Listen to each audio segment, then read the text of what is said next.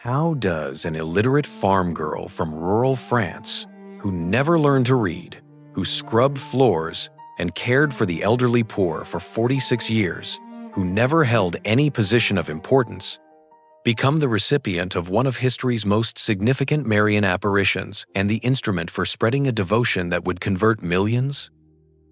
What kind of obedience keeps absolute silence about having seen the Blessed Virgin Mary, having received an image that became the Miraculous Medal worn by hundreds of millions, enduring decades of seeing others credited with her vision, and dying nearly forgotten by the world? Why did heaven choose this simple, hidden sister over theologians and mystics, entrust her with a world-changing mission, then ask her to remain anonymous, teaching that God's greatest works often happen through the smallest, most hidden souls? This is the story of Saint Catherine Labouré, the peasant nun who saw Mary 3 times in 1830 and received the design for the Miraculous Medal, yet kept the secret of her visions for 46 years, serving in complete hiddenness while her medal spread across the globe, proving that the greatest mystics are often the most ordinary, and heaven's messengers prefer obscurity to fame.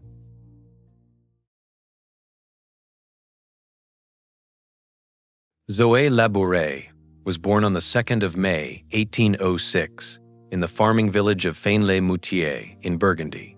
The 9th of 11 children, she grew up with calloused hands and a simple faith. Her father Pierre worked the land with quiet determination. Her mother Madeleine prayed the rosary while kneading bread. Life was ordinary: morning mass, farm chores, evening prayer. Zoé learned to milk cows before she learned to read. In fact, she never really learned at all. Letters remained mysteries. Books stayed closed. Her education came from soil and sky, from the rhythm of seasons and the cadence of prayers whispered in the fields. Then, in 1815, everything changed. Zoé was 9 years old when her mother died. The house fell silent. The laughter stopped. Her older sisters tried to fill the void, but a child knows when the center has collapsed. One afternoon, overwhelmed with grief, little Zoé climbed onto a chair and took down a statue of the Blessed Virgin Mary from its place on the wall. She held it close, tears streaming down her face, and whispered words that would shape her entire life. "Now, dear Blessed Mother, you will be my mother." From that moment, Mary became real to her. Not just a statue, not just a prayer, but a presence, a mother. Years passed in quiet devotion. Zoé worked the farm, cared for younger siblings, and attended Mass faithfully. But deep within, a desire burned. She longed to see the Blessed Virgin, not in statues or pictures, but face to face. She prayed for this grace with the persistence of a child asking her mother for something precious. Meanwhile, another longing grew. She wanted to enter religious life, to serve God completely. But her father refused. He needed her on the farm, in the family cafe. The years stretched: 18, 20, 22, 24. Finally, in 1830, Pierre Labouré relented. Zoé, now 24, entered the Daughters of Charity in Paris, taking the name Catherine. The order founded by Saint Vincent de Paul and Saint Louise de Marillac served the poorest of the poor, the sick, the elderly, and the forgotten. Catherine embraced the life with joy. She was nobody special, just another postulant in a white cornet, learning to pray the office, to serve with humility. The other sisters barely noticed her. She preferred it that way. Then, 3 months after entering, heaven broke through.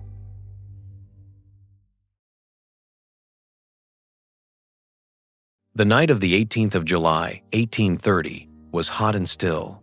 Catherine lay in the dormitory with the other novices, unable to sleep. It was the vigil of the feast of Saint Vincent de Paul, and she had been praying a novena, asking once again for the grace she'd desired since childhood, to see the Blessed Virgin Mary. Her heart ached with longing. "Please," she whispered into the darkness, "let me see her." At 11:30, she heard a voice, clear, young, insistent. "Sister, sister, come to the chapel. The Blessed Virgin awaits you." Catherine opened her eyes. Beside her bed stood a child, perhaps 4 or 5 years old, surrounded by brilliant light. There was no fear in her heart, only certainty. This was her guardian angel. She rose, dressed quickly, and followed him down the silent corridor. The chapel should have been locked, shrouded in darkness. Instead, every candle blazed. Light poured from the sanctuary as if for midnight mass. The angel led her to the communion rail. "She will come soon," he said. Catherine knelt. Her hands trembled, her breath caught. Time stretched and bent. Then she heard it, a rustling sound, like silk moving through air. The Blessed Virgin Mary appeared near the tabernacle, descended to the priest's chair, and sat. Catherine later said she could find no words for the beauty she witnessed. Not the beauty of paintings or statues, but something alive, radiant, holy. Light streamed from Mary like water from a spring. She wore white with a veil of delicate lace. Her face was young and gentle, her eyes infinitely kind. The Blessed Virgin Mary appeared near the tabernacle, descended to the priest's chair, and sat. Catherine later said she could find no words for the beauty she witnessed. Not the beauty of paintings or statues, but something alive, radiant, holy. Light streamed from Mary like water from a spring. She wore white with a veil of delicate lace. Her face was young and gentle, her eyes infinitely kind. At 2 o'clock, Mary rose and disappeared. The angel led Catherine back to her dormitory. The next day, the July Revolution exploded across Paris, exactly as Mary had foretold. Catherine told only her confessor, Father Aladel. He was skeptical. She was certain, and she kept silent. 4 months later, Mary returned with a mission.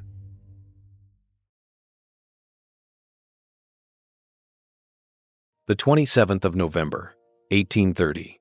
Evening meditation in the chapel. Catherine knelt among the other sisters at 5:30, praying the rosary. Then she heard it again, that rustling sound. Mary appeared, but this time the vision was different. The Blessed Virgin stood upon a half-globe representing the earth, her bare feet crushing the head of a serpent. In her hands, she held a golden globe topped with a small cross, offering it upward to heaven. Light surrounded her. Her voice was gentle but clear. "This globe represents the whole world, especially France." Then the globe vanished. Mary's hands lowered, extended forward. On her fingers, Catherine saw rings blazing with jewels, diamonds, emeralds, rubies, each stone streaming rays of light downward onto the earth below. But some jewels remained dark, giving no light. Catherine's heart filled with wonder and questions. Mary answered before she could ask. "These rays symbolize the graces I shed upon those who ask for them. The jewels from which no rays fall are graces for which people forget to ask." An oval frame formed around the vision. Golden letters appeared, curving along the top. "O Mary, conceived without sin, pray for us who have recourse to thee." Then Mary's voice spoke with quiet authority. "Have a medal struck according to this model. All who wear it will receive great graces. They should wear it around the neck. Graces will be abundant for persons who wear it with confidence." The oval turned, revealing the reverse side. A large letter M appeared, surmounted by a cross. Beneath it, 2 hearts, one crowned with thorns, one pierced by a sword. The Sacred Heart of Jesus, the Immaculate Heart of Mary. 12 stars surrounded the design. Simple, perfect, complete. In December, Mary appeared one final time, briefly confirming the vision and the mission. Then the apparitions ceased. Catherine's role as messenger was complete. Now came the harder part, convincing others, and then disappearing. She went immediately to Father Aladel. He tested her, questioned her, doubted. She persisted. Finally, after investigation, the Archbishop of Paris gave approval. In June 1832, the first 1,500 medals were struck. The response was immediate and overwhelming. Miracles occurred, healings, conversions, protections from danger. The devotion spread like fire across France, then Europe, then the world. Within 4 years, millions of medals had been distributed. People began calling it the Miraculous Medal, and Catherine, she returned to obscurity.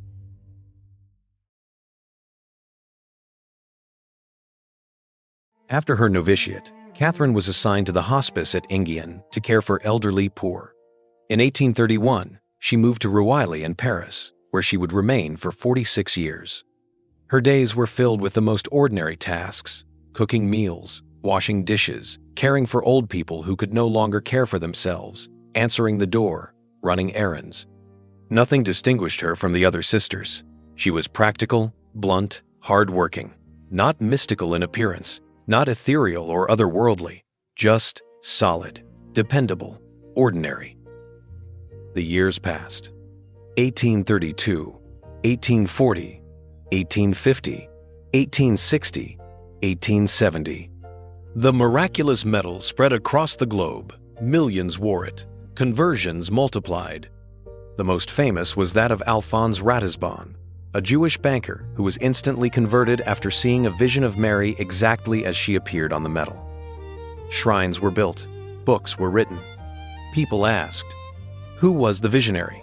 Who saw Our Lady? Theories circulated. Some thought it was one sister, some another.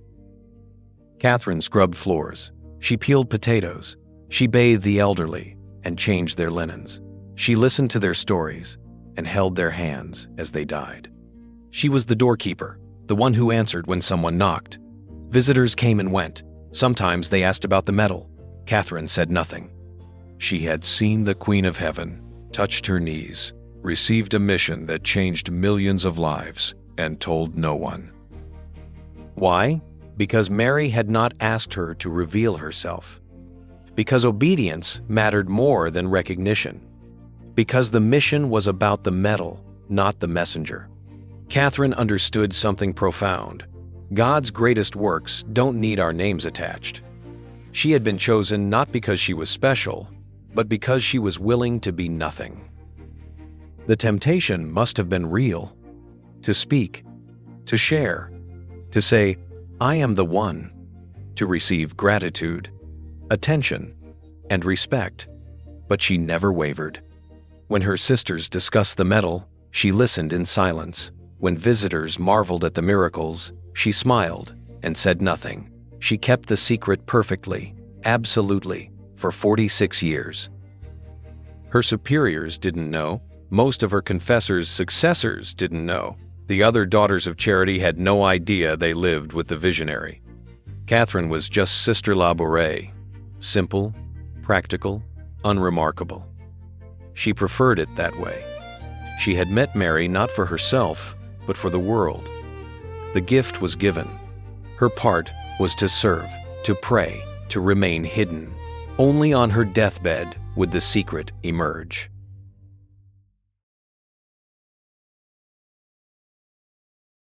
In 1876, Catherine was 70 years old. Her body was failing, her strength fading. She had served the elderly poor for 46 years, and now she was becoming one of them, weak, dependent, ready for heaven. But before she died, there was something she needed to do. Mary had given one more instruction during those long-ago visions. A statue should be made, showing the Blessed Virgin as she had appeared, and the chapel on Rue du Bac should become a place of pilgrimage. For this to happen, someone in authority needed to know the truth. Catherine called for her superior, Sister Dufez. I must tell you something, Catherine said quietly. I am the one who saw the Blessed Virgin. Sister Dufez stared at her in disbelief. Catherine explained everything. The 3 visions in 1830, the design of the medal, Mary's instructions, and the decades of silence. The superior realized with shock that the humble sister she had known for years, the one who worked in the kitchen and tended the sick, was the visionary whose medal had converted millions. The news spread quickly through the community, then beyond. Other sisters came to Catherine's bedside, amazed. Some had worked beside her for decades without knowing. Catherine remained unchanged, simple, matter-of-fact, humble. She had done what Mary asked. Now she was ready to go home. On the 31st of December 1876, New Year's Eve, Catherine Labouré died peacefully, surrounded by her sisters. She was 70 years old. She had spent 46 years in hiddenness after receiving her mission. She had kept the secret faithfully until the very end. Her death was quiet, as her life had been. No drama, no spectacle, only trust and love. The world had barely known her. Heaven had known her well. She was buried in the community cemetery with a simple marker. Few realized who lay there. But the story was only beginning.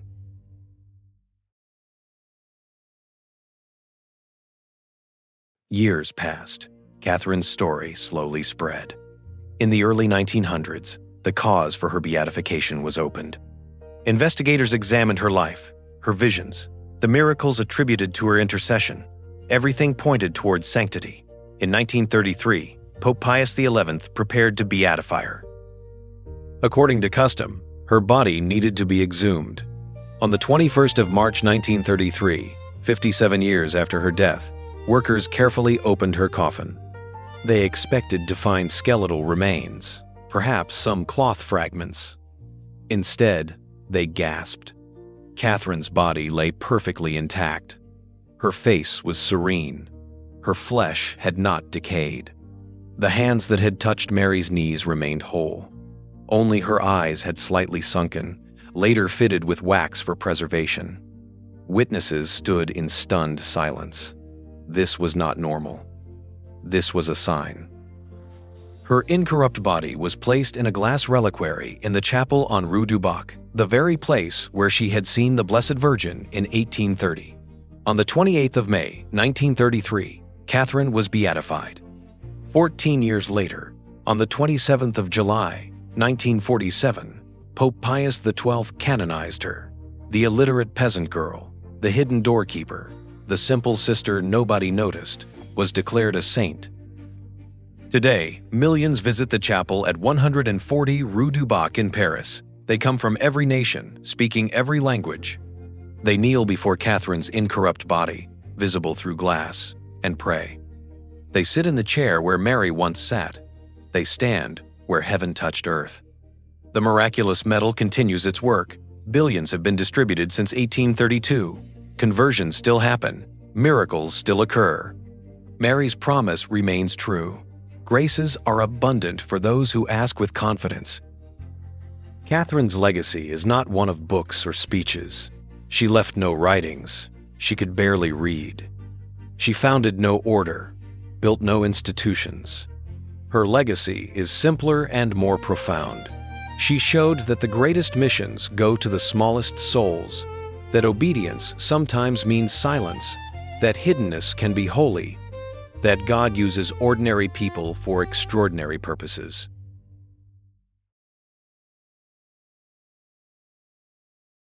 The French Revolution had tried to erase Christianity from France. Churches were closed, priests killed, faith driven underground.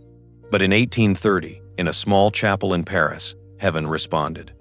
The Blessed Virgin Mary appeared to an unknown novice and gave her a medal, a sacramental that would reconvert France and millions beyond. Catherine Labouré was nobody, an illiterate farm girl, a simple sister who cooked and cleaned, yet she became the instrument of one of history's most powerful Marian devotions. She saw Mary 3 times, received the design of the Miraculous Medal, and kept silent for 46 years. She watched her medal spread across the world while she scrubbed floors. She saw millions converted through her vision, while remaining completely anonymous. She served the elderly poor, while angels watched. She died on New Year's Eve, 1876, and her body refused to decay. Incorrupt witness that small souls can carry great graces. For those who serve in hiddenness, Catherine whispers, "Your obscurity has purpose." For those called to silence about sacred things, she models perfect obedience. For all who wonder if quiet faithfulness matters, she proves that the most powerful witnesses are often the most hidden. The medal still works. Her body still lies whole. Her hiddenness still teaches. God chooses the small to shame the great. He picks the hidden to reveal His glory. He sends Mary to illiterate peasant girls and asks them to change the world, not through speeches or fame, but through surrender and silence. Saint Catherine Labouré, doorkeeper of heaven, pray for us. Teach us to serve without seeking credit, to obey without asking why, to remain hidden when God asks, to trust that small acts offered in love can change millions of lives.